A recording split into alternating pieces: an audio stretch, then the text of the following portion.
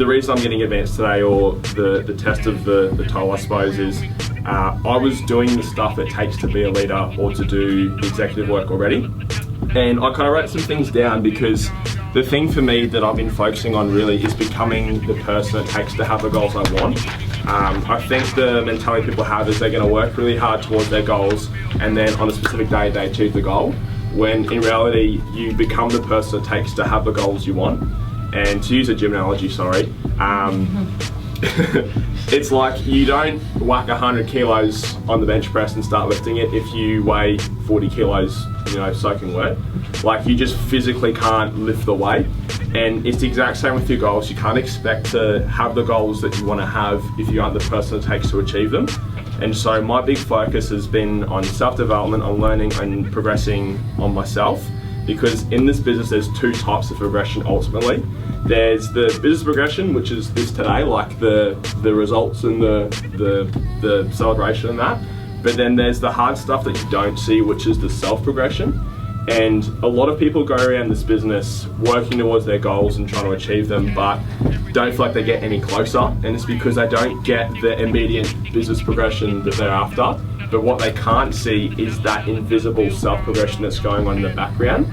And it's the old analogy of when you go to your nan's house and she's like, oh, you got me taller. It's been 6 months since I've seen you. And you're like, Nan, you're living a dream, what are you talking about?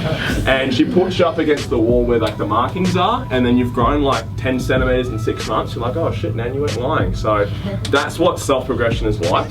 But unfortunately, you can't see that, and I think that's where a lot of people fall short from their goals, is they work really freaking hard and then they don't see the result and give up.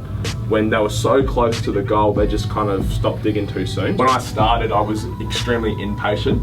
That's why it took me 5 weeks to become a sales leader. That's why it took me 5 weeks to actually be able to do the average amount of sales. It's because I wanted to do lots of sales and I was doing no sales, and I was impatient towards that, so I was getting frustrated in the moment.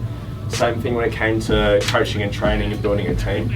I was just impatient and I was trying to get there quick, but I wasn't trying to really learn the lessons in the process. And it's the old analogy of when you're in primary school going through, you know, the classroom and stuff, you're always looking forward to going to high school. You want to be where the big kids are. And then when you get to high school, you're going through high school, oh, high school's so shit, I want to go to uni and, you know, actually do what I want to do as a career. I feel like most people wish they were kids again, but you can't get that back.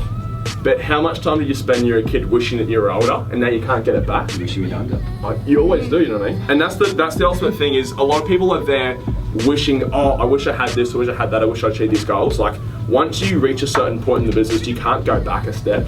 Like, for example, me now, I suppose, running the team that I'm at, I can't go back to just doing sales and forgetting it all, because that's just not what I do anymore. I can't go back. And the things I'm doing now are arguably more time consuming, more frustrating, harder to do things that in the moment when I was learning how to do sales, I was wishing for.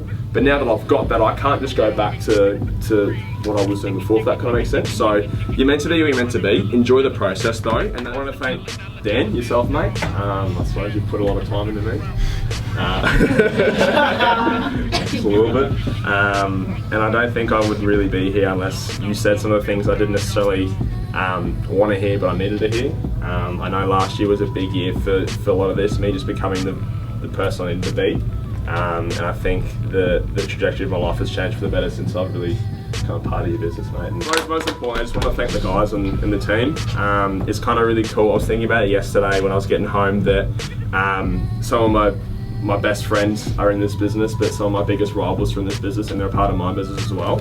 And I suppose you guys coming in each day, wanting to learn more, wanting to do more, wanting to achieve more, but also just wanting to do it with me. And that's really inspiring for me as a leader.